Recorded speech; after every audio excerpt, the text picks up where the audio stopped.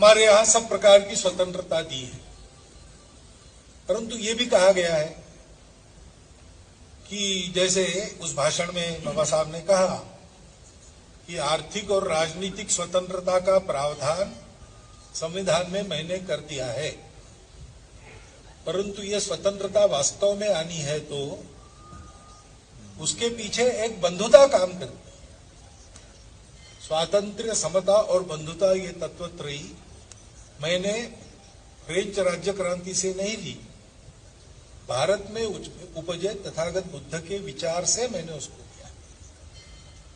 और इसलिए दुनिया का अनुभव ऐसा है कि समता स्वतंत्रता एक साथ नहीं आती। समता है तो स्वतंत्रता का संकोच करना पड़ता है, और स्वतंत्रता देनी है तो समता की गारंटी नहीं दी।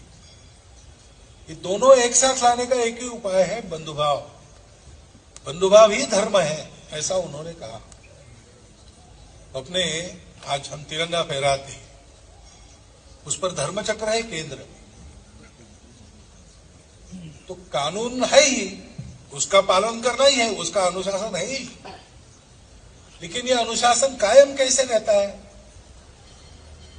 वो कायम रहे इसलिए सरकार के हाथ में दंड शक्ति है, विधान है, उसको लागू करने के अधिकार है, उसके लिए पुलिस है, बहुत सारी व्यवस्था है।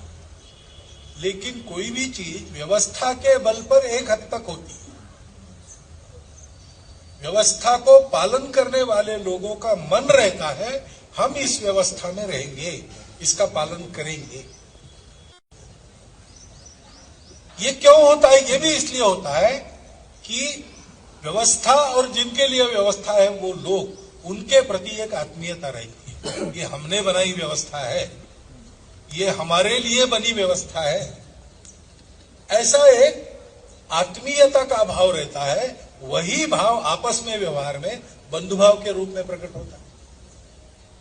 उस बंधुभाव का हम स्मरण करें।